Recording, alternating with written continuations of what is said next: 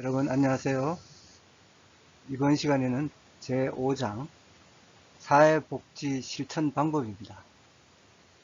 강의 순서는 첫째, 사회복지 실천의 의의에 대해서 살펴보고, 두 번째는 사회체계 이론과 생태체계 이론, 세 번째는 사회복지 실천 대상 체계, 네 번째는 사회복지 실천 방법에 대해서 살펴보도록 하겠습니다.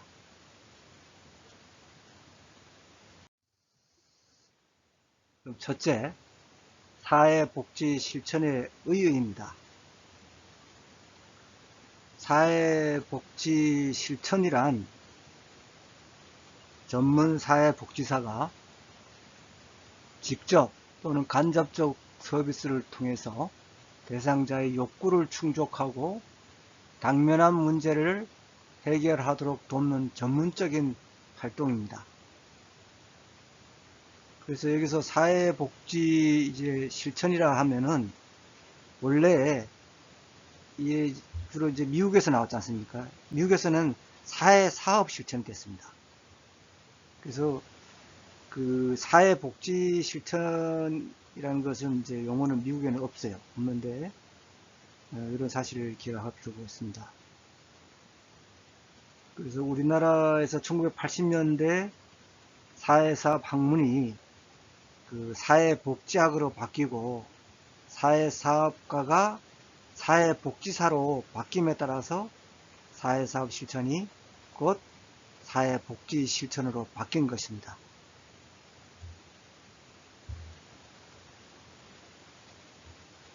그래서 사회복지의 실천 방법은 사회복지사가 개입하는 차원이 있고, 또 대상을 누구로 할 것인가, 또 무엇으로 규정하는가, 이런 방법이 있고, 사회 문제의 성격을 보는 관점이 있습니다.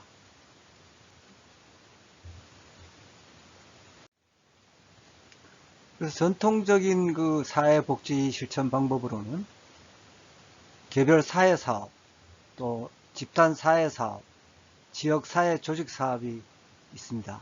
우리가 익숙하게 많이 들었던 내용인데요. 그래서 즉 개별 사회사업은 개인 또는 가족을 대상으로 하고, 또 집단 사회사업은 소집단을 대상으로 하고, 지역사회 조직사업은 지역사회를 대상으로 삼아왔습니다. 그래서 1962년 미국의 사회사업 교육협의회는 대학원 수준에서 이수해야 할 교과 과정을 제시하면서 그 3대 방법론을 주요 활동 영역 혹은 직접적 서비스의 방법이라고 하였고, 행정과 조사를 보조적인 방법이라고 하였습니다. 이와 유사하게 프리드 랜더 앞테는 전문 사회 사업의 개입 대상은 사회 체계의 차원에 따라 개인, 가정 혹은 가족이라고 합니다만은, 또 집단, 기관 혹은 제도 및 지역 사회로 구분하고, 사회복지사는 이 각각의 사회 체계에 전문적인 개입을 한다고 하였습니다. 그래서 사회복지사가 각 사회 체계에 개입한다는 것은 그들이 다루는 문제가 어느 한 체계에 국한되어 있다고 보는 것이 아닙니다. 즉 개인적 혹은 가정적 차원의 문제는 그 원인을 지역사회의 문제 혹은 사회구조상의 결함에서 찾을 수도 있는 것입니다. 그래서 가장 효과적으로 문제를 해결하기 위해서는 사회복지사는 가장 적절한 수준에서 개입을 해야 하는 것입니다. 그러나 실제에 있어서 항상 그렇게만 되는 것은 아닙니다. 예를 들어서 어떤 사람의 문제가 지역사회 차원에서 취업기회의 부족으로 자존심을 잃게 된 경우라 한다면은 그 사람에게 경제적인 원조를 베푼다거나 또 심리적 상담을 행하는 등의 개별적인 치료는 별 효과가 없을 것입니다.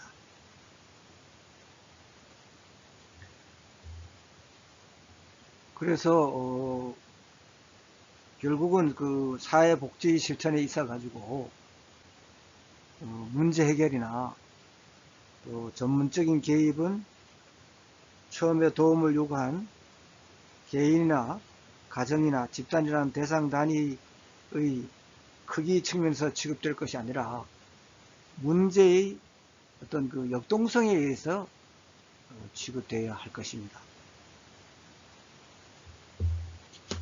문제의 역동성에 대해서 취급되어야 한다는 얘기를 잘 좀 기억해 주시기 바랍니다.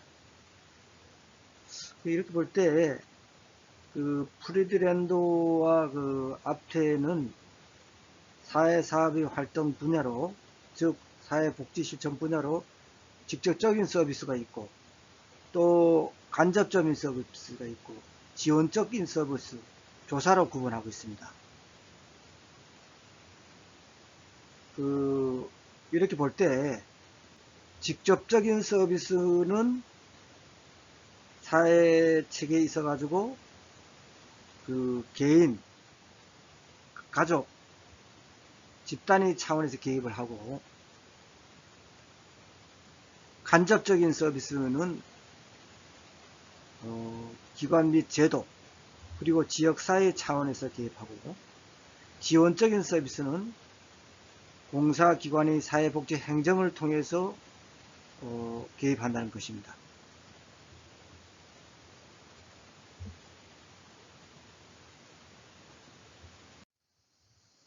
여기 이제 그 사회복지 실천 방법에 대한 프리드랜드와 앞태의 견해하고 미국 사회사업교육협의회 제안을 가지고 그 사회체계에 따른 복지 실천의 방법에 대해서 이렇게 도표를 그려내는데 한번 살펴봅시다.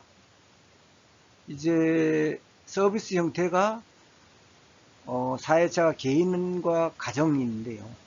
이건 이제 개별 사회 사업이 하고 또 집단인데 집단 사회 사업, 이거는 서비스 형태가 직접적입니다. 그런데 기관이나 제도, 지역 사회 조직 사업 같은 경우는 요거는 기관 제도 같은 간접적이고요. 여기서 사회복지 행정하고 사회복지 조사는 어떤 지원적으로 머물고 있다. 개인과 가정 같은 경우는 이제 개별 사회 사업하고 집단 사회 같은 경우는 직접적인 서비스 형태가, 그리고 기관 제도 이런 같은 경우는 지역 사회 이제 조직 사업 같은 경우는 간접적이다. 이렇게 알아두시고요. 그리고 이제 시포린 같은 경우는 사회 문제의 성격을 어떻게 규정하고 일 해결하냐에 따라서 사회 사업의 원조 방법, 그러니까 지원하는 그런 방법이죠. 그 다음에 사용되는 기술, 그리고 사회복지사의 업무 성격까지도 다르다고 주목하는데요. 그 사회 문제를 시포린 같은 경우는 사회 해체적인 측면, 그 예를 들면 소득 불평등 같은 경우 볼 때는 사회복지 자원 체계를 변화시키고자 하는 데에 방법상의 역점을 두고, 이에 반해서 사회 문제를 일탈적인 행동 측면, 이렇게 봤을 때는, 즉 학생의 학교 부조금 같은 경우, 이런 이제 사회 문제를 일탈적인 행동이라고 볼 수 있죠. 어떤 사회적인 규범을 따르지 않는 것이죠. 일탈한다, 벗어난다. 그래서 볼 때는 개별화된 사회 서비스의 방법론상의 역점을 둔다는 것입니다. 그래서 그 시포린이 얘기한 그 앞에서 얘기한 그런 그 사회 해체적인 측면 같은 경우에는 그 서비스 방법으로 사회복지 행정과 지역사회 조직사업, 사업계획, 사회 행동을 볼 수 있습니다. 반면에 사회 문제를 일탈적인 행동 측면으로 봤을 때 방법으로는 개별 사회 사업, 집단 사회 사업, 지역 사회 개발 사업을 둘 수 있다는 것입니다.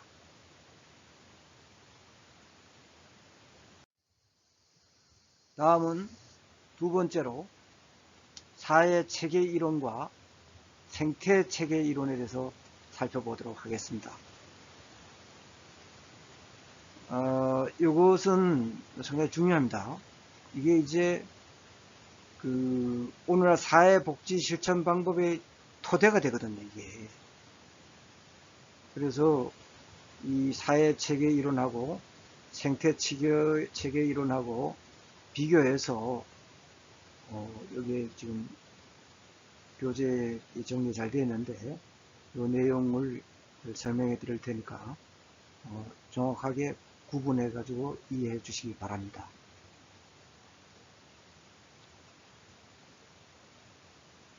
우선 사회체계 이론은 처음에 인간의 신체의 골격체계라든가 근육체계, 순환기체계, 내부비선체계 등 연관된 기능을 설명하는 이론으로 출발했습니다. 그래서 이것이 더 나아가 신체가 아닌 인간 사회의 어떤 심리적, 사회적 구조와의 관계에 설명하는 데까지 이게 적용되기 시작했거든요. 그래서 이제 사람도 인간의 어떤 신체 구조가 뼈라든가 근육이라든가 이런 혈관이라든가 이런 내부 위성체계 이런 게 기능이 있지 않습니까? 그래서 사람들이 어떤 제 기능을 하지 않습니까? 그래서 사회 체계 이론은 것은 인간 사회의 어떤 심리적, 사회적 구조와의 관계를 설명하는데도 이와 이제 유사한 형태가 적용된다는 것이죠. 그래서 사회 체계 이론은 또 강조하지만은 이후에 이제 다음에 나옵니다만은 이후에 발전한 생태 체계 이론과 함께 인간과 인간을 둘러싼 사회 체계 현상을 설명하는 대표적인 이론으로 인정되고 있습니다.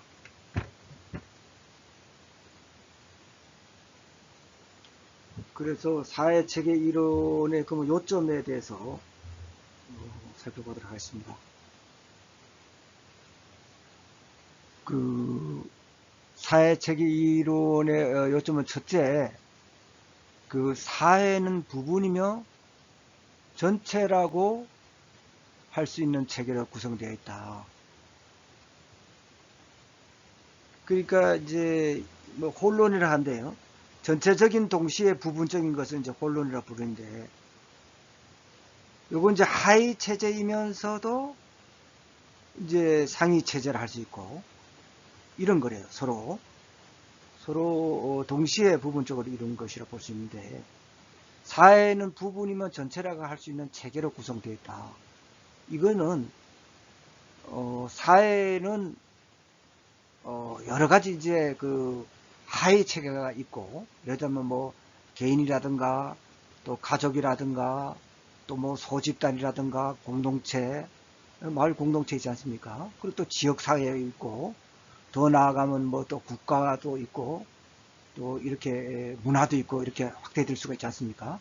그래서 사회는 작은 어떤 그런 체제가, 하위 체계가, 기초적인 그런 체제가 또 있고, 또 비슷한 또 체제의 규모가 더 비슷한 게 있습니다. 동호회도 있고, 동창회도 있고, 그런 개인적인 그런 소집단이 있지 않습니까? 이런 같은 경우는 하위 체계이면서 그들의 관계는 또 등위체제로 비슷한 체제라 이겨. 그런 체제도 있을 수 있죠. 그래서 아까처럼 그런 수직적으로 그런 개인에서 가족, 또 소집단, 공동체, 지역사회, 더 나아가서 국가, 문화 이렇게 쭉 커지게 될 때 그러한 여러 가지 하위 체제 간에 어떤 서로 연결되어 있고, 또 하위 체제는 그 전체 그 상위 체제하고 또 관계를 이룹니다. 그래서 각 그 체제는 그 안정된 가운데 이제 변화를 추구하거든요. 이제 뭐 나중에 나옵니다만은. 그래서 각 체제에 어떤 고유한 기능이 있다 이거죠. 그래서 그 기능이 이루어지고 또 각 체제 간에는 서로 간의 상호작용이 이루어지고 또 상위 체제하고도 서로 상호작용 영향을 받는다 이거죠. 그러니까 어떤 체제의 변화가 다른 체제에 영향을 미친다 이거죠. 그리고 체제는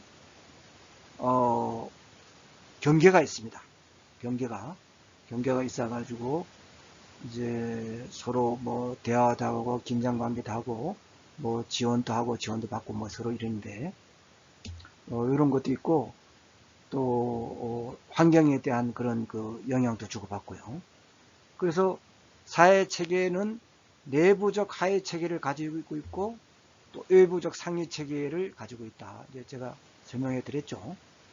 사회 체계는 반드시 하위 체계가 있고 또 외부적으로는 상위 체계를 가지고 있다 이거예요. 이러한 체계들이 각각의 이제 다른 기능을 발휘하면서도 상호 의존적인 관계를 가진다. 제가 다 설명해 드렸죠.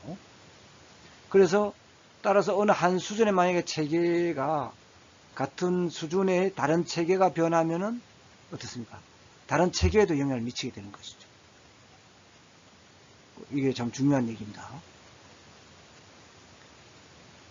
이런 거를 이해해야지 이제 여러분들이 이제 사회복지사로 나중에 활동하게 될 때 한 기관의 어떤 재원이 부족하거나 결핍이 될 때 다른 기관이나 다른 조직에서 민간 조직, 뭐 비영리 조직 이런 데서 그거를 또 확보할 수가 있거든요. 지원을 받을 수 있고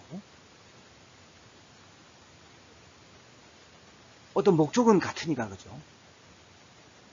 그 여러 가지 이제 빈곤에 처하고 욕구 충족을 위해서 활동을 해야 되니까요. 그죠? 그래서 또 체계는 자체적으로 다른 체계와 구분되는 경계를 가지지만은 상호 간의 교환과 침투가 이루어진다 이거죠. 딱 고정된 게 아니라 이거죠. 벽을 딱 쌓고 있는 게 아니라 이거죠. 체계가 여러 개 있는데 그 자체의 경계는 같습니다. 뭐 학교도 있고 학원도 있고 뭐 여러 가지 그런 조직이 많지 않습니까? 뭐 직장도 있고 그죠? 그래서 이런 체계가 다 연결되어 있다 이거죠. 사회가. 그래서 여러분들이 어떤 기능주의 같은 경우도 그런 그 체계 이런 것이 그 제대로 된 그 기능을 해야지 이 사회가 돌아가는 거지 않습니까? 그죠? 마찬가지로 체계도 이런 경계를 가지고 상호 간의 교환과 침투가 이루어진다 이거죠. 어떤 한 체계의 변화와 문제는 다른 체계의 변화와 문제로 나타날 수 있고 또한 다른 체계에도 영향을 주기 때문에 체계 간에는 일방적이 아니라 쌍방적인 인과관계가 나타나는 경향이 있다. 일방적이 아니라 이거죠. 일방적이 아니고 그 쌍방적 인과관계가 나타나는 경향이 있다. 또 이러한 사회 체계는 상호 간의 개방과 폐쇄의 계속 선상에서 그 어떤 사회 체계도 또 완전한 개방 또 폐쇄 이런 그런 계속 선상에서 항상 존재하게 됩니다. 그래서 경계와 상호작용을 하며 안정의 틀을 깨지 않은 속에서 이 변화를 추구하는 것이죠. 그러니까 이제 체계가 살아있는 것이죠. 이렇게 안 하면은 안정의 틀을 깨지 않는 속에서 또 자기들이 이제 체계를 지켜야 되니까, 그죠? 지키면서 변화를 추구해야지 어떤 그 환경에 적응하면서 살아남을 수 있겠죠. 그래서, 이게 좀 체계를 어떻게 보면 좀 어려운데, 잘 이해하시면은 또 쉬울 수도 있습니다. 그 체계의 어떤 행동적 특성은 어떻습니까? 어떤 그 투입이 이루어지고, 그죠? 체계에. 어떤 뭐 요구라든가 지지 이런 게 투입이 이루어진다 이거죠. 투입이 이루어지면은 자체 내 체계에서 전환이 이루어지고 거기서 전환이 돼 가지고 결정이 되면은 산출이 됩니다. 바깥으로 나가면은 그 다음에 이제 그 피드백이 이루어지겠죠. 이게 이제 바람직하냐 아니면 개선돼야 되느냐, 그 뭘 개선해야 될 것인가. 그래서 이제 피드백 환류가 돼 가지고 다음번에 들어올 때는 투입이 어떤 그 바람직한 게 들어오게 되겠죠. 좀 더 개선된 게 들어오게 되겠죠.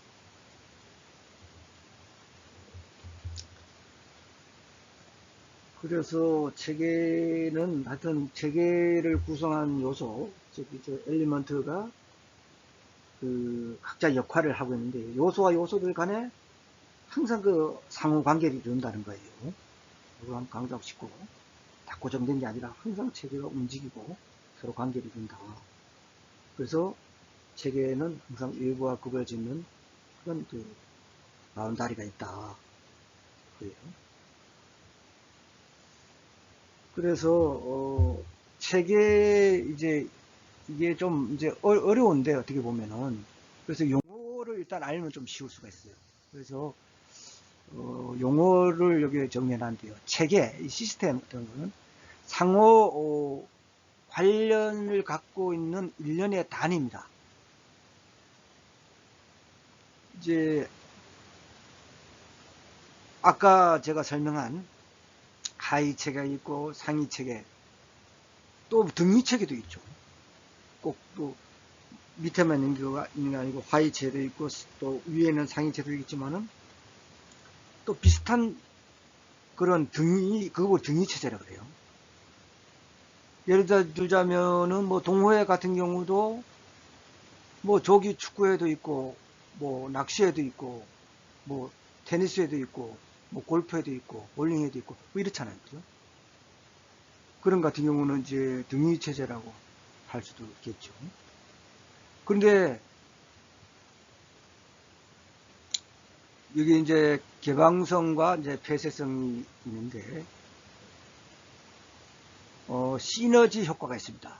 이게 뭔가 하면은 이 하위에 있는 어떤 부분 체제가 다 상호 결합을 하면은 이 전체적으로 그냥 단순히 그 합한 산수적으로 합한 것보다로 그거보다도 더 큰 효과를 낼 수 있다는 것이에요.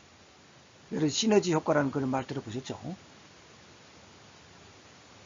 근데 이제 이런 효과를 많이 낼 수 있는 것을 창의적으로 개발해야 되죠.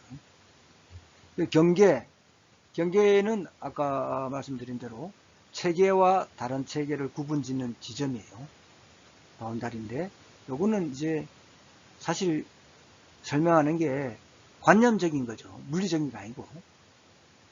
뭐 어디 딱 보입니까? 그건 아니잖아요. 그죠? 관념적인 것이다. 예를 들자면 만약에 여러분들이 가족 범위를 어떤 그 사회 서비스를 한다, 사회 서비스를 제공한다 했을 때 가족을 단순하게 거기에 사는 그 가구 내의 사람들만 가족으로 포함할 것인가? 아니면은 같이 살지 않아도 저 멀리 고향에 있는 조부모도 가족에 넣을 수도 있고 넣지 않을 수도 있는 것이죠. 이게 이제 관념적 차이인데. 그 다음에 체계 간의 그런 경계를 어느 정도 넘나들 수 있는가에 따라서 개방과 폐쇄 이 정도를 말할 수 있다고 했지 않습니까? 그래서 모든 사회 체제는 체계는 완전한 폐쇄 체계와 완전한 개방 체계 사이 어딘가에게 위치하고 있는 것이죠. 그래서 체계의 개방성과 폐쇄성이 체계 이론에서 중요한 요소가 된다는 것입니다. 그러면은 이 상호작용에는 주로 어떻게 일어나는가? 아까 설명했지만은 또다시 하면 대화라든가 뭐 긴장이라든가 또 정서적 지지, 그죠? 아까 물품의 교환이나 같은 에너지가 이제 체계의 경계를 넘어서 서로 교환되는 것이죠. 상호작용이겠죠. 상호작용이 없으면 안 되겠죠.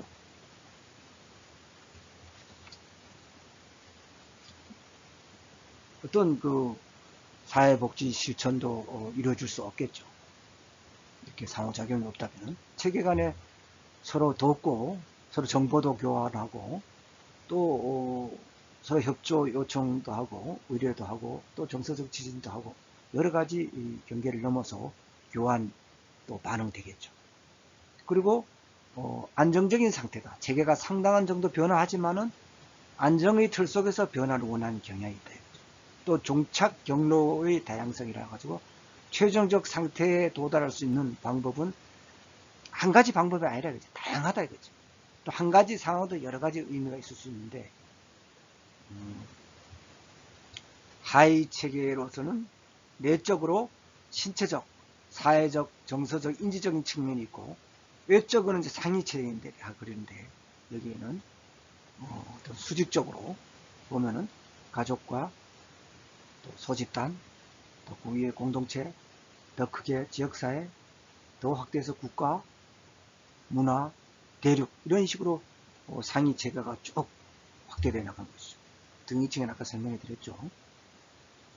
그래서 모든 체계는 위상이나 수준에 관계없이 상호관계를 가지며 영향을 주고받을 수 있다.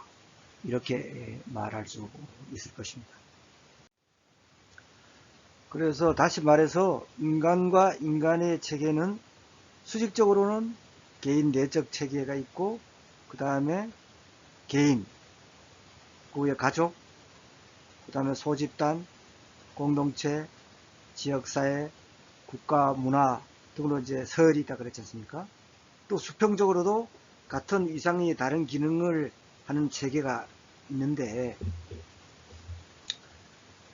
이러한 체계는 어떤 위계상의 대표적인 체계일 뿐 여러 가지 비슷하거나 다른 기능을 한 체계가 많이 있습니다. 예를 들면은 가족을 중심으로 보면 친척, 또 친구, 또는 이웃의 다른 가족이 있고, 그죠? 소집단을 중심으로 보면 친구 집단, 다른 불량배 집단, 또 약물 사용자 집단, 이런 집단, 소집단이 있고, 공동체를 중심으로 보면은 학교라든가 학원, 또 교회, 뭐, 직장, 공공행정기관, 사회복지 서비스기관, 사회복지시설, 동창회, 동호인단체, 사회봉사단체 등 다양하겠죠. 그리고 다른 지역사회나 이웃나라 등도 사회체계가 된다 이거죠. 이 정도로 알고 사회체계는 넘어가도록 하겠습니다. 다음은 생태체계론입니다. 요거를 이제 체계가 환경에 영향을 줄 수도 있고 환경으로부터 영향을 받을 수도 있고 이제 요거를 이제 핵심으로 내용하는데요. 하나하나 살펴보도록 하겠습니다. 생태체계 이론은 생태학 이론이라고 브롬펜 브레너가 그의 대표져서 인간 발달이 생태학에서 체계화한 이론입니다. 그는 이제 인간이 환경의 제요소들과 끊임없이 이제 상호 고유를 하면서 적응하고 진화한다는 견해를 바탕해 가지고 인간이 어떤 물리적 사회적 환경을 변화시키기도 하고 또 환경과의 지속적인 상호 적응 과정을 통해 가지고 환경에 의해서 변화될 수도 있다고 주장했습니다. 그러니까 환경에 영향을 주기도 하고 환경에 영향을 받기도 한다는 것이죠. 그래서 생태학 이론 같은 경우는 가족이나 집단, 조직, 지역사회, 문화 등 인간이 몸담고 있는 환경을 보다 체계적으로 구조하고 이들 환경체계와 인간 간의 관계를 이해하는 것을 인간 발달의 주요 과제로 삼고 있습니다. 그래서 생태학 이론에서는 환경, 체계나 조직의 시간적, 공간적 속성으로 구성된 것인데 여기에는 이제 사회적 환경, 그 다음에 물리적 환경이 있는데요. 사회적 환경을 한번 살펴보도록 하겠습니다. 인간에게 많은 영향을 미치는 것으로 사회적 환경에서는 그 관료 조직과 사회적 관계망을 들 수 있습니다. 여러분들이 아마 뭐 관료 조직은 다 아실 거예요, 그죠? 관료 조직의 사회적 환경에서 이건 공식적인 조직이죠, 그죠? 그래서 사회적, 정치적, 문화적, 교육적 서비스를 제공하는 조직이죠. 관료 조직은 성문화된 규범과 절차에 따라서 조직의 서비스를 제공하여 인간의 행동에 영향을 미치고, 이거는 예를 들자면 정부 조직을 위시한 거대한 공사 조직이죠. 어떤 계통에 따라서 일하고 어떤 그 명령에 따라서 일하고, 그죠? 그런 그 어떤 위계가 있고 이런 정부 조직을 위시한 그러한 공사 조직이다. 다음은 사회적 관계망 같은 경우에는 비공식 조직으로서 사회적 지위, 공유하는 기능, 지리적, 문화적인 관련성과 같은 어떤 공통적인 그 유대에 의해서 연결된 개인이나 집단이죠. 유형을 보면은 가족이나 친척, 친구, 또 이웃, 직장 동료나 종교단체, 자조 집단이 있겠죠. 또 개인에게 그 어떤 그 사회적 지지와 원조 제공, 상호작용을 통해서 그와 관련된 많은 사람들이 사회적 행동에 영향을 미치게 되겠죠.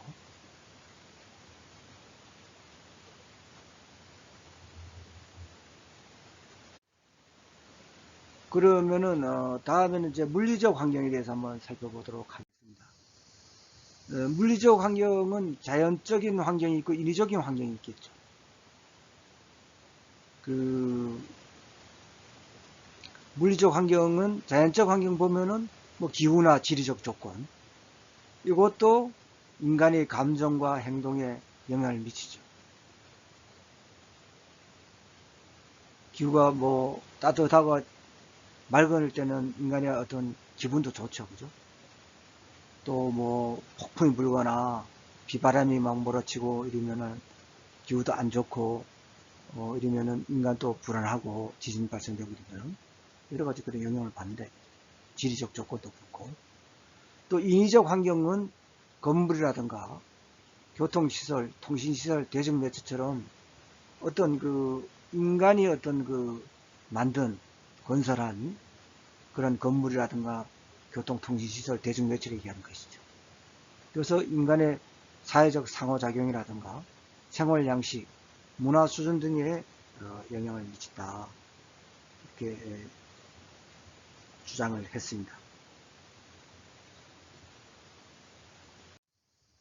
그리고 브론펜브레너는 또 이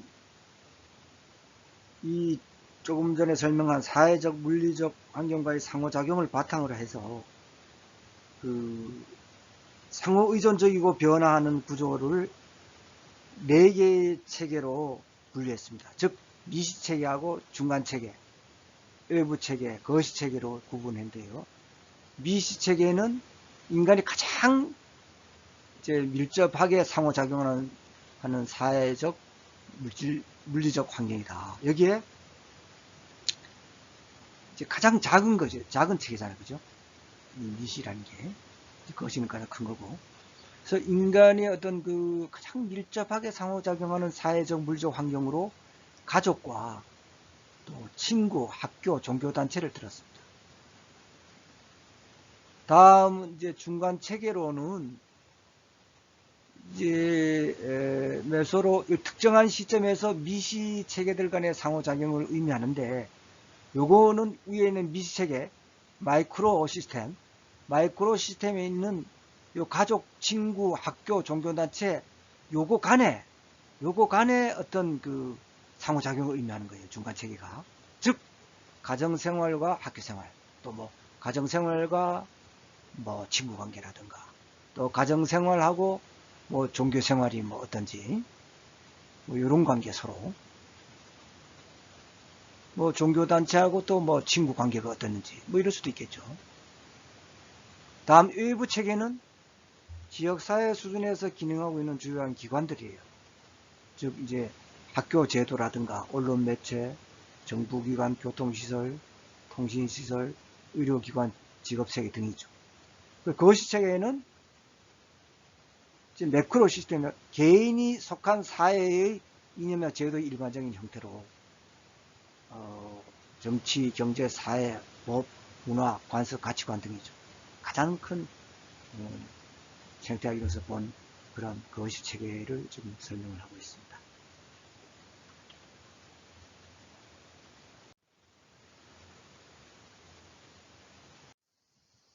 그럼 다시 세 번째로 사회복지 실천 대상체계에 대해서 살펴보도록 하겠습니다. 이제 여기는 사회체계를 2차원, 3차원, 4차원 등으로 구분해 가지고 사회복지 실천 대상에 적용하게 되었는데요. 우리나라는 이제 2차원으로 주로 했는데 최근에는 이제 3차원으로 많이 생각하고 있습니다.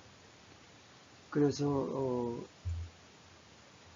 이런 그 사회체계 이론하고 생태체계 이론을 이제 영향을 받아가지고 저는 1970년대부터 그 실천 그 현장에서 사회복지 대상을 체계화하는 노력이 있었습니다.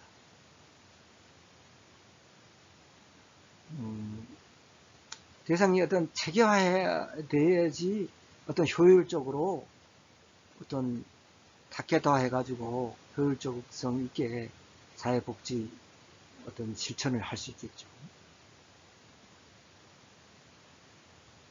그래서 요 도표에도 있으면은 그 2차원은 미시체계하고 거시체계로 구분했습니다. 그래서 미시체계는 개인과 가족, 소집단으로 했고 거시체계는 공동체, 지역사회, 국가로 했습니다. 이렇게 구분했고 다음 3차원에는 이제 미시체계에서 개인만 놔두고 중간체제로 여기 가족하고 소집단하고 옮긴 게 다릅니다.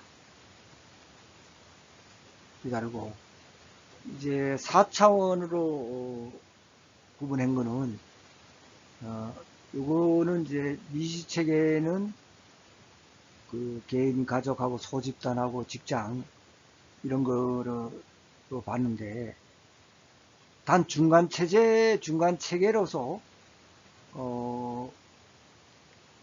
그 미시체계 간의 관계를 봤습니다. 가정과 학교, 가정, 직장, 학교 이렇게 이런 중간체계를 봤고 외부 체계라는 그 학교라든가 지역사회, 지방정부로 봤고 거시체계로는 국가와 사회제도, 문화로 봤습니다.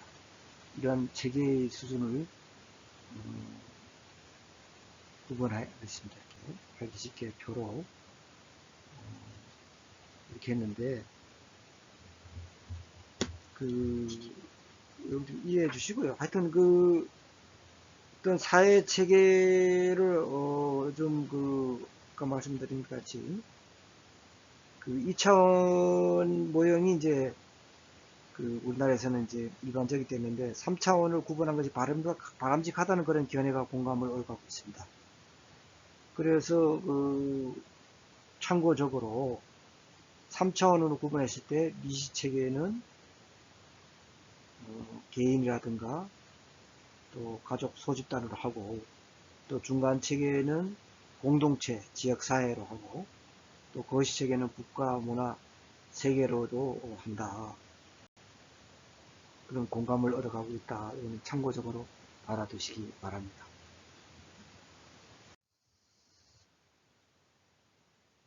다음 네 번째로 사회복지 실천 방법을 한번 살펴보겠습니다. 여기에서 실천 현장에 사용하는 접근 방법으로 대상 체계가 누구냐 혹은 무엇이냐 또 적용하는 지식과 기술이 어떤 것이 있느냐 또 세 번째는 대상 체계의 욕구에 따른 방법이 있을 수 있습니다. 그럼 첫 번째로 대상 체계에 따른 실천 방법을 살펴보도록 하겠습니다. 그 대상 체계에 따른 사회복지 실천 방법은 총 5가지를 나눌 수가 있는데요. 첫째, 임상 사회 사업이 있고, 그 다음에 두 번째로 지역사회복지, 그 다음에 세 번째로 사회복지행정, 네 번째로 좀 거시적인 사회복지 정책이 있습니다. 그리고 실제로는 문제나 욕구를 해결하는 방법은 아니지만은 이 관련되는 이 모든 이런 그 사회복지 그 실천 방법의 기초적인 기술인 그런 그 사회복지 조사로 나눌 수 있습니다. 그래서 하나하나 살펴보도록 하겠습니다. 먼저 임상 사회사업입니다. 이제 이것은 어떤 그 미시체계에 속하는 개인, 가족 및 소집단을 대상으로 해서 이들이 당면한 문제나 욕구에 직접적으로 개입해서 해결을 돕는 전문적인 서비스죠. 이제 이런 공부를 여러분들이 뭐 이런 그 사회복지 실천 그 기술론 이러면서 뭐 많이 이제 공부하게 될 것인데요.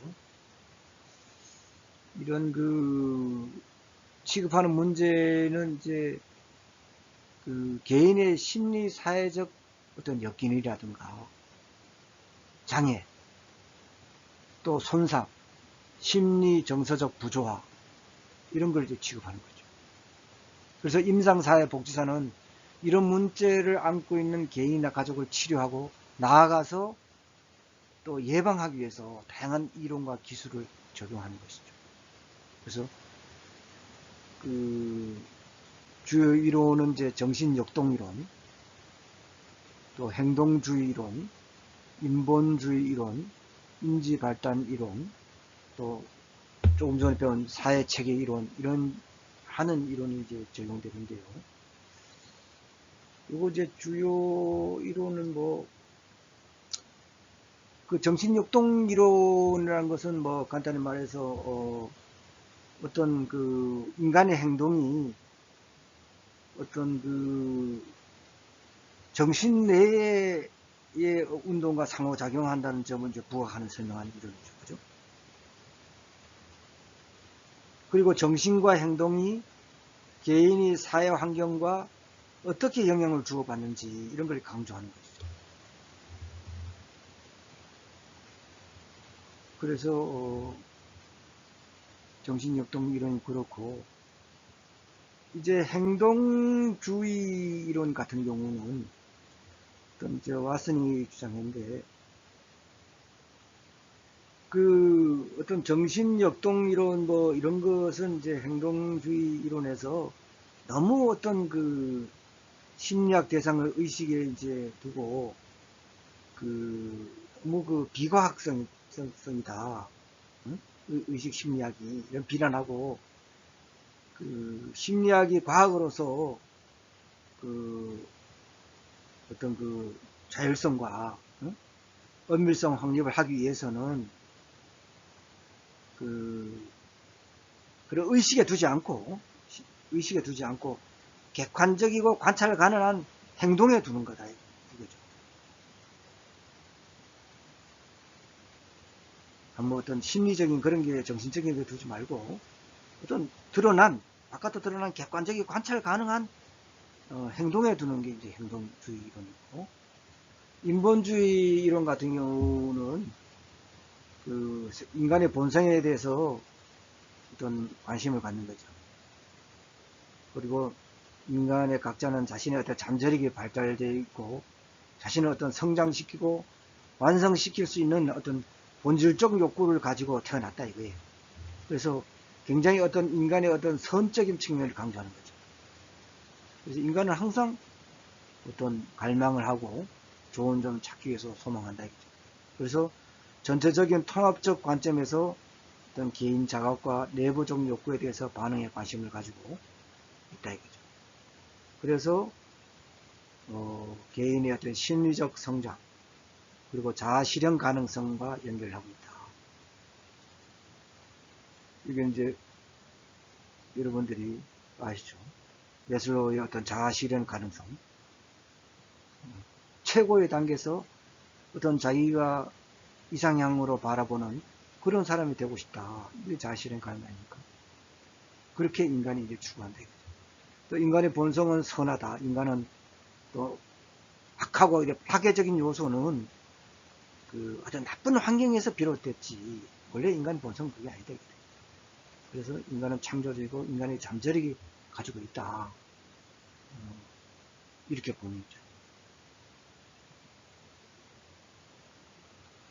그리고 이제 인지 발달 이론 같은 거 스위스 심리학자 이제 장 피아제가 이제 그런 창안을 했는데 그 인간의 어떤 생득적 요인 성숙과 환경적 요인 상호작용하고 이걸 이제 두 가지를 다 이제 결합한 거죠. 이들이 적합한 방식으로 생득적 요인도 있고 플러스 환경적 요인도 상호작용한다.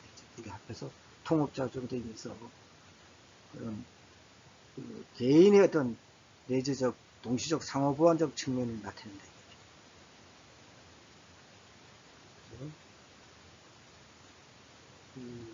동화 조절 기능을 합해서 그렇게 인지 발달 이런 거예요.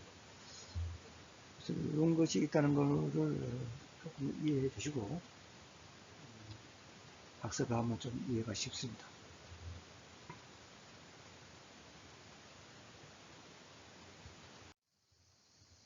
다음 두 번째로 지역사회복지가 있습니다. 이거는 이제 매우 포괄적인 개념으로 전문 혹은 비전문 인력이 지역사회 수준에 개입해서 지역사회에 존재하는 각종 제도에 영향을 주고 지역사회의 문제를 예방하고 해결하고자 하는 일체의 사회적 노력이다. 이렇게 되어 있습니다. 그래서 지역사회복지는 사회복지사만이 고유한 그런 고유 활동형이라고 할 수 없습니다. 상당히 그 포괄적인 개념이기 때문에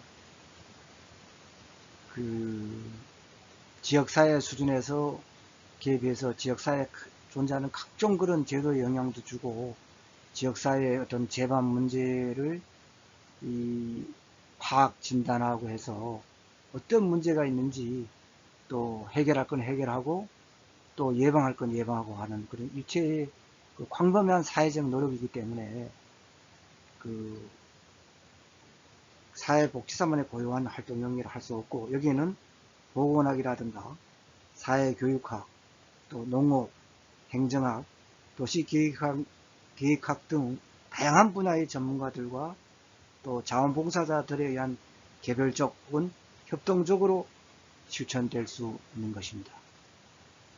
그래서 지역사회 복지를 향상시키기 위해서는 그 세 가지 실천 유형이 있는데 바로 지역사회 개발과 또 사회계획, 사회행동이 있습니다. 그래서 지역사회 개발은 주민의 적극적인 참여와 주민들이 가능한 최대의 주도권을 갖고 전 지역사회의 경제적, 사회적 조건을 향상시키기 위한 과정이다.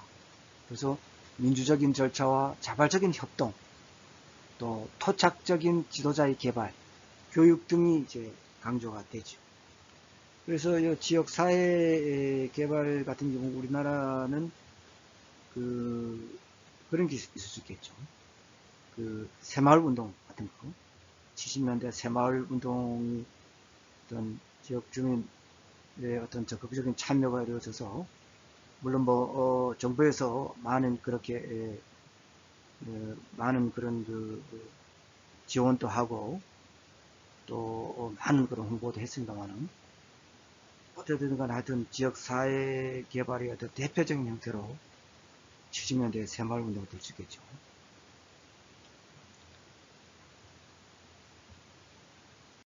다음은 사회계획은 지역사회에 충족되지 않은 그런 욕구나 사회 문제를 해결하기 위해서 전문가가 문제의 원인이나 상황 등을 과학적인 방법을 통해서 분석하고 해결 방안을 강구하는 거죠. 그래서 사회복지 입법이라든가 프로그램, 서비스 등이 되겠죠. 그래서 여기는 정부 부처의 기획실이라든가 사회복지협의회, 각종 사회복지 관련 협회, 그리고 연구원 등에 의해서 수행하고 있겠죠.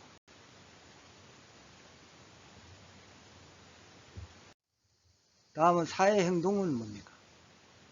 지역사회 부류 계층에게 사회 정의와 민주주의에 입각해서 보다 많은 자원과 향상된 지위를 확보하도록 사회복지사나 민간운동단체들에 의해서 전개되어 있는 활동이죠.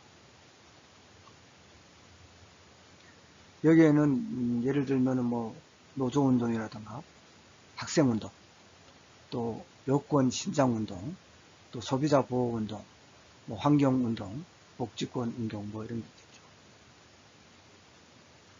이런 다양한 이런 운동들이 사회행동 모델의 형태이며 사용하는 방법도 이제 이런 사회행동은 다소 과격적이고 진보적이어서 기존 체제와의 갈등이 흔히 야기될 수가 있죠.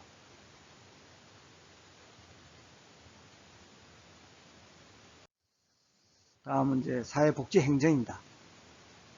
이거는 이제 사회복지 서비스를 계획하고 집행하는 공사적 기관과 단체들에 개입하는 사회복지 실천 방법입니다. 목적은 서비스 대상자에게 효과적이고 효율적인 서비스를 전달하는 것입니다. 그래서 일반 행정과 많은 점이 공통점을 소유하지만은 이 사회복지 행정은 어떤 효율성만 또 추구하는 게 아니지 않습니까? 그런 공평성이라든가 또 이런 걸 많이 기해야 되니까 또 최저 어떤 빈곤층에 대해서 또 배려하고 이런 것도 있어야 되니까 그죠? 그래서 기본 철학이나 신념 윤리 면에서 독특성을 가진다. 사회복지 행정은 일반 행정하고는 좀 다르다. 다음 사회복지 정책은 뭐냐? 이제 가장 이제 거시적인 사회 책임 국가에서 집행하는 거지 않습니까? 그래서 물론 하위 체계에서도 좀 합니다만은 이제 결국은 이제 국가 수준에서 한정하는 경우가 일반적이죠. 그런 사회 체계의 문제라든가 사회 문제를 해결하는 데 있어서 국가가 어떤 행동 방침을 세우는 것이 사회복지 정책이다. 말씀드리고 싶고요. 다음 사회복지 조사는 이건 실질적인 사회복지 실천 그런 방법은 아닙니다만은 어떤 이런 여러 가지 사회복지 그런 실천 방법에서 기초적으로 필요한 것이죠. 이걸 또 알아야지 정확한 사회복지 실천이 이루어질 수 있겠죠. 그래서 사회복지조사는 사회복지 학문적 연구라든가 실천을 위해서도 필요한 기본적 어떤 기초 지식과 기술을 제공하는 주요 도구다. 그래서 사회복지조사의 단계로는 사회체계 및 사회체계 간의 관계에 관해서 논리적 가설을 설정하고 또 자료를 수집 분석 해석해서 가설을 입증하고 또 많은 사회체계와 사회체계 간의 관계를 관찰, 분석하여 일정한 원칙을 찾아내는 그런 귀납적 방법이 있고 또 앞에서 설명한 그런 가설을 설정해 가지고 또 그것을 또 검증해 나가는 그런 연역적 방법도 있다. 그래서 사회복지조사는 이론과 실전을 어떻습니까? 과학적인 수준으로 제시할 수가 있게 되겠죠. 그래서 이렇게 함으로써 상당히 체계적으로 사회복지 실천을 할 수가 있게 되겠습니다.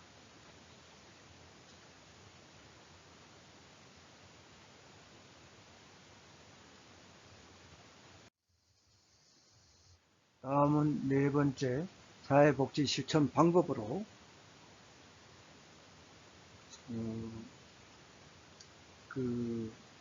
적용 지식과 기술에 의한 실천 방법으로 일반주의 접근 방법과 특화주의 접근 방법이 있습니다. 적용 지식과 기술에 의한 실천 방법이거든요. 일반적인 접근 방법은 이제 특화주의 접근 방법은 주로 미시적인 개인, 가족 및 소집단을 대상할 때만 적용되는데, 개인과 가족이 당면한 문제를 해결하기 위해서는 그 체계 간에 상호작용하는 상황에 따라서 여러 가지의 지식과 기술을 적용하는 것이 바람직하다는 것이 일반주의 접근 방법이고, 이제 특화주의 접근 방법은 특정한 이론적 시각이나 치료요법, 또 특별한 대상자에게 국한하는 방법, 또 특정한 문제에 한정하여 심도 있게 접근하는 방법이 특화주의 접근 방법입니다. 그래서 미국의 경우에는 일반주의 접근 방법 같은 경우는 사회사업에 대한 지식 수준이 상대적으로 낮은 사회복지자들이 적용하기를 기대합니다. 반면에 특화주의 접근 방법은 대학원 석사 수준 이상의 교육과 전문 훈련을 받은 사회복지자들이 적용하기를 기대하고 있습니다. 그러니까 좀 특화주의는 좀 전문적이죠. 스페셜리스트 어프로치죠. 그래서 일반주의 접근 방법은 다르다. 특별하고 특별한 치료라든가 특별한 특정한 그 이론적 시각, 특별한 대상자에 국한한다. 이렇게 말할 수 있을 것입니다.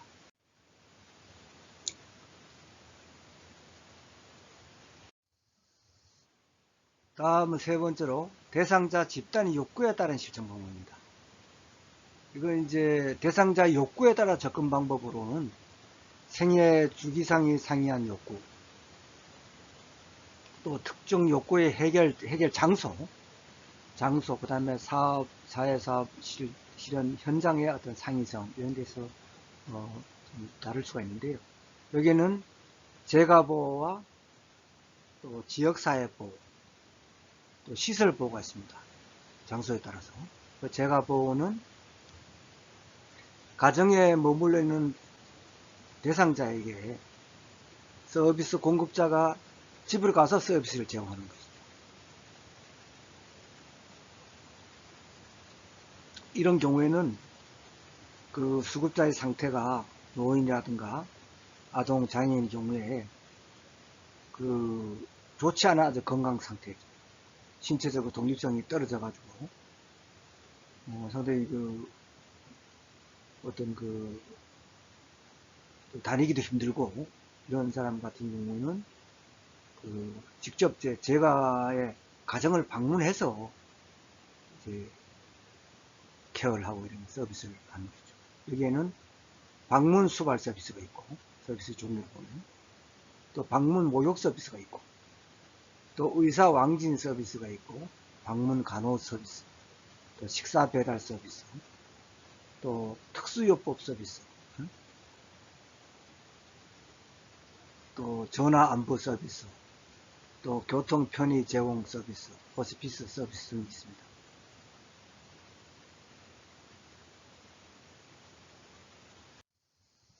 다음은 지역사회 보호로는 그 지역사회 보호에는 명확한 정의는 없는데, 좁게는 이제 제가 조금 전에는 제가 서비스, 또 넓게 보면은 병원과 시설 밖에서의 치료와 보호를 의미하는 것입니다.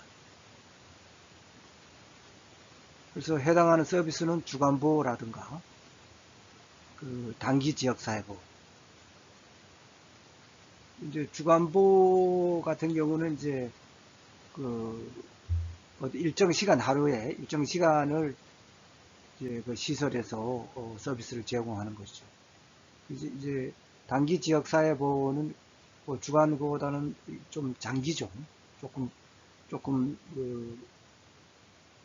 하루 이게 개념이 아니고 단기간 어떤 지역사회보호를 한다는 그 뜻입니다. 아주 긴 장기는 또 아니고요. 그리고 단체 식사 배달 서비스, 노인 복지관 서비스, 노인 교실, 정신보건센터, 치매 가족 모임,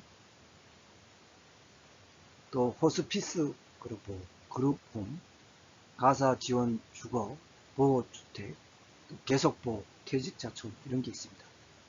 그래서 지역사회 보호 서비스는 가족이 직접 하는 보호 기능을 보완해 준다고 할 수 있을 것입니다.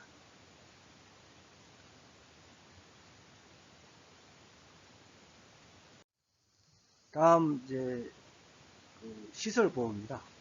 시설보호란 것은 서비스 수급자가 생활시설에 입주하는 것이죠. 그래서 생활시설뿐만 아니라 또 병원 같은 경우도 입원해서 그런 일시적 영구적으로 생활하면서 필요한 서비스를 받는 거죠.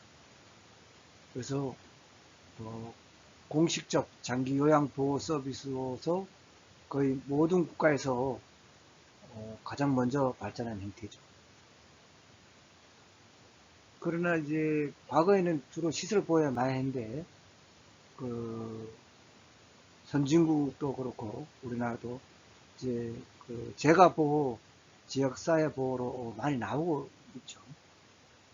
또 서비스 수급자가 비공식 보호 체계에 의존할 수 없거나 또 비공식적 보호 체계가 있어도 장애 정도가 심하거나 또 신체적 독립성이 낮아가지고 비공식 보호 체계의 사람들이 돌보기 어려운 경우 필요한 서비스 체계다.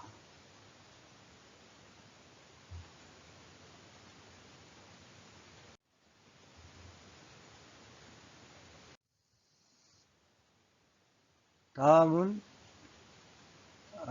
의료사회사업입니다. 이거는 이제 의료사회사업 같은 경우는 생태 체계론적 시각에 기반을 두고요. 환자와 가족 체계, 또 병원 체계, 사회 환경 체계와의 상호작용을 증진함으로써 환자와 가족의 질병, 또 장애, 상해로 인한 스트레스를 경감하고 이들이 사회 기능을 증진, 유지, 회복시키는 것입니다. 그래서 건강은 어떤 사회 환경과 불가분의 관계를 가지잖아요. 질환의 발병, 또 치료 후 만성 혹은 장애 상황에 대해서 그런 적응은 환자의 생물학적 요인뿐만 아니라 심리적, 환경적, 사회적 상황과도 긴밀히 연관되죠.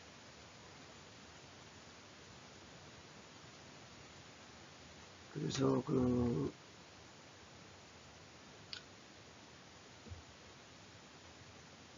의료법, 대부분의 의료사회복지관 병원에서 활동하는데 이제 현행 이제 의료법 시행 규칙은 참조해 주시기 바랍니다.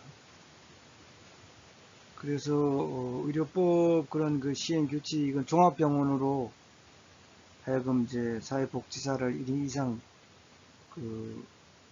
배치하도록 권장하고 있습니다. 근데 이제 미국과 비교해서는 상당히 제한적이죠. 다음은 정신보건사회사업입니다.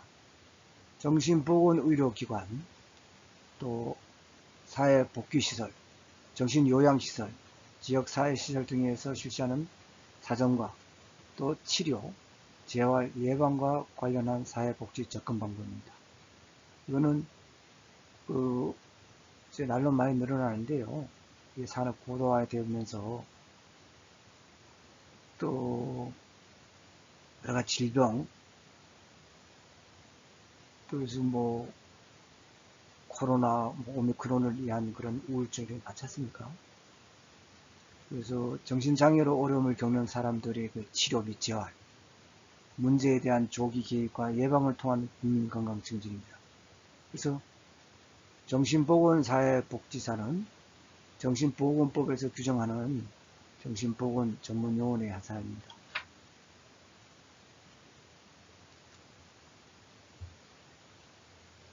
그래서 주로 정신과 의사, 또 간호사, 임상심리사, 작업치료사 등과 팀을 이루어서 정신보건 사회복지사는지 활동을 하는데 그런 정신보건 프로그램을 계획하고 실행하는 것이죠. 그래서 우리와 달리 미국의 경우에는 정신보건 서비스를 제공하는 사회복지사의 수가 전체 정신보건 인력 가운데 간호사에 이어서 두 번째로 많다고 알려져 있습니다. 상당하죠, 사회복지사가. 정신보건사에 대해서 또 많이 그래 하고 있습니다.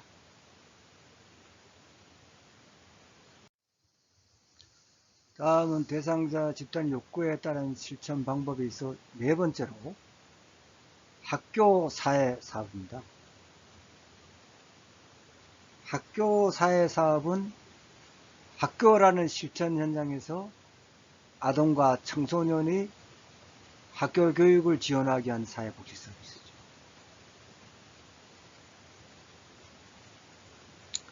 그래서 목적은 학생이 교육을 받을 수 있는 환경을 도모하고 또 학생의 심리 사회적 기능을 향상시키는 것이죠. 또 학생의 복지를 증진시키는 것이다. 이와 같은 이제 목적은 학생 개인의 특성과 사회 환경을 충분히 고려하고 학교하고 또 가정, 사회가 연계해 가지고 학생의 교육을 지원할 때 비로소 이루어질 수 있는 것입니다. 그래서 학교만 가지고 안 된다 이거죠. 학교 사회사업이라는 것이 학교하고 가정하고 사회가 3자가 좀 연계해서 학생의 교육을 지원할 때 비로소 이루어질 수 있다는 것이죠.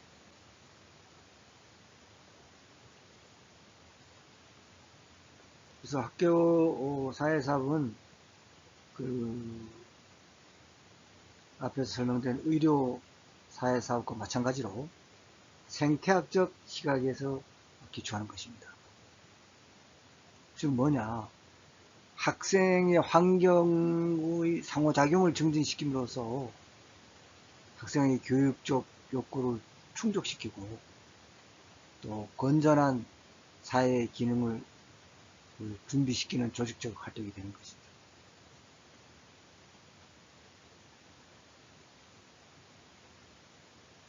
그래서 학교 사회사업에서는 학생 개인뿐만 아니라 사회 환경과 교육 환경 변화에 개입하여서 학교가 학생 자신의 역할과 기능을 극대화할 수 있도록 도와주는 연계 활동을 강조하는 것입니다. 학교 사회사업이라는 것이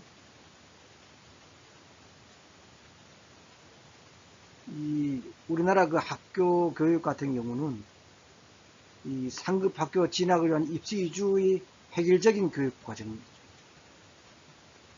또 성적 위주 우리가 지나친 경쟁을 인해 가지고 또 이런 상담 활동이라든가 이런 게 잘 안 되지 않습니까?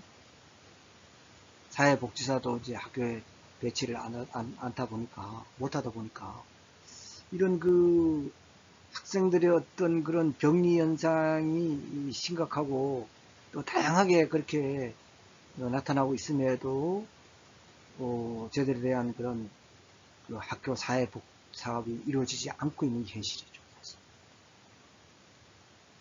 그래 학생들이 어떤 그런 고민을 털어놓을 때도 없고 개선하려는 그런 움직임도 잘 보이지 않고도 보니까 그런 지나친 타이트한 그런 경쟁제도 성적 위주 획일적인 교육과정 너무 힘들어하는 거죠. 인성교육도 잘 이루어지지 않고 그런 교육에 대한 풍토가 지적된 것이 어제 오늘 일이 아니죠.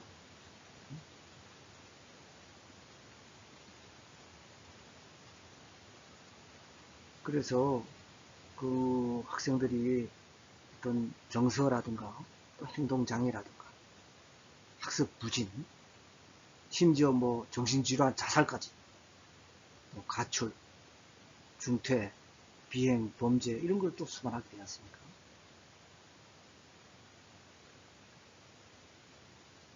그래서 지금 학교사회복지사가 지금 학교에 배치할 수 있는 법적 근거를 아직까지 마련 못 해가지고 배치를 잘 못하고 있는데 이런 것이 이제 배치가 돼가지고 학교 사회복지사들이 이런 학생들이 이런 정서장애라든가 행동장애, 이런 정신질환, 이런 고민, 이런 우울증, 이런 데서 안고 있는 것을 적극적으로 사회복지사들이 어떤 상담을 하고 예방하고 또 나아가서 또 치료를 할 수 있고 또 지역사회와 연계를 할 수 있는 그런 활동이 이루어져야 할 것입니다.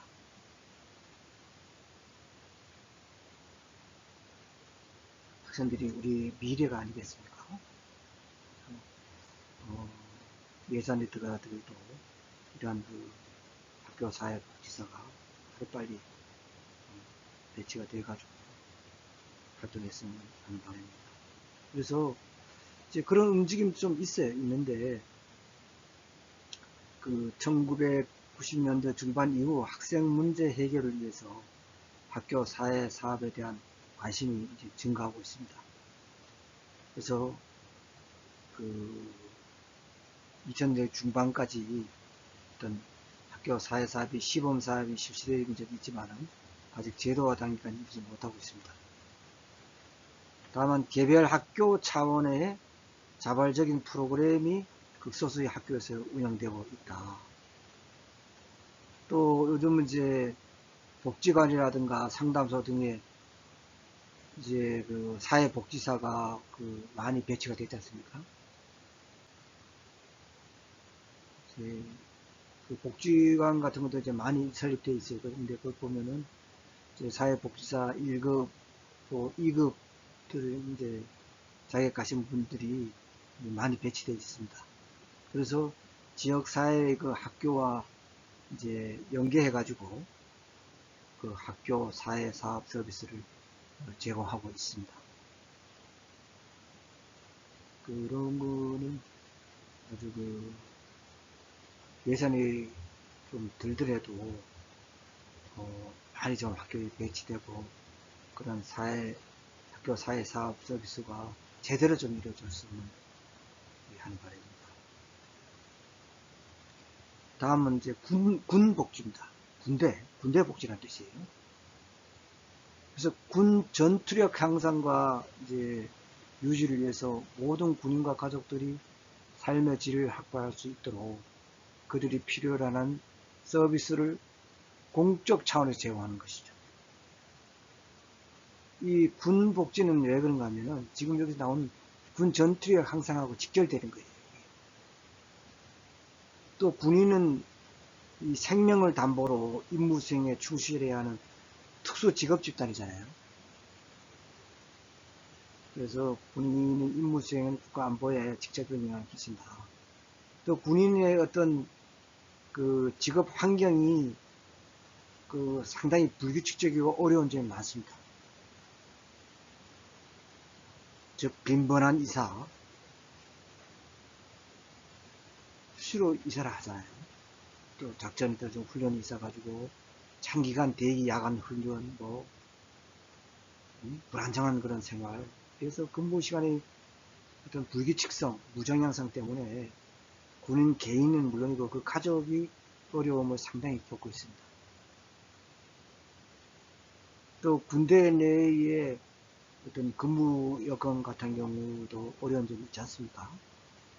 그래서 이러한 여러 어려운 여건을 감안할 때 특히 또 군 전투력 향상을 위해서도 군인들이 어떤 삶의 질이 좋아야지 양질일 때 전투력도 높아지는 게 아니겠습니까? 그래서 공적 차원에서 군 복지를 제공할 필요가 있다 이거죠. 그래서 우리나라에서는 군인복지기본법이 이제 2008년부터 시행되고 있는데 정부는 이 법에 따라서 군사회복지 5개년 계획을 반드시 수립하고 이제 집행해야 합니다. 군복지는 소득보장, 의료보장, 각종 법정 지원으로 분류되는 것이죠. 그래서 소득보장은 군인연금을 포함해서 군 개인과 가족의 소득보장을 위한 급여를 포함하고 의료보장, 국민건강보험이죠. 또 법정지원은 주거지원, 생활지원, 공제, 금융지원, 건강관련 지원, 심리사회적 지원, 가족생활지원 등의 서비스를 포함하는 것이죠.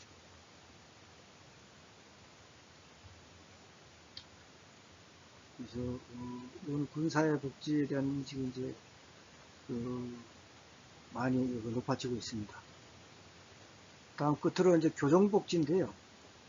교정복지는 사회 적응에 실패한 범죄자, 비행 청소년들이 사회적 적응 능력을 배양시켜가지고 재비행과 재범을 방지하며 원만한 사회 복귀를 도와서 건전한 시민으로 살아갈 수 있도록 하는 복지적 처우와 조직적 서비스의 지원 활동입니다.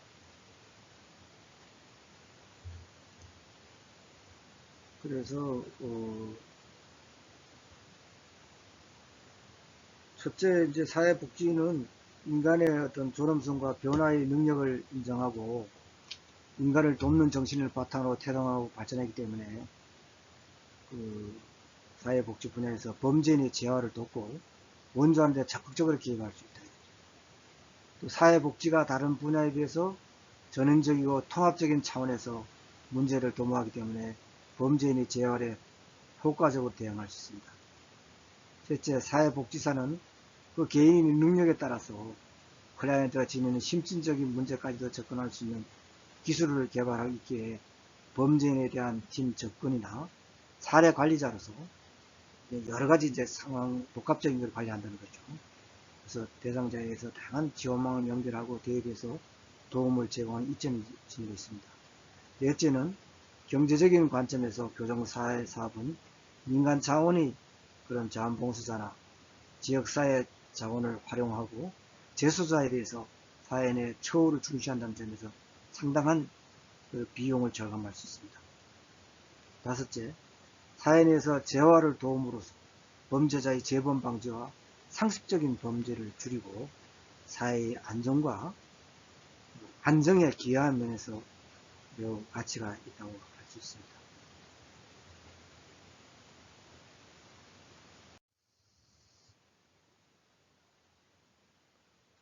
제5주차 과제를 부여하겠습니다. 첫째, 사회복지 실천의 개념을 기술하시오. 둘째, 사회복지 실천 방법의 토대가 되는 사회체계 이론에 대하여 설명하시오입니다. 이상으로 제5장 사회복지 실천 방법에 대한 강의를 모두 마치겠습니다. 여러분 대단히 감사합니다.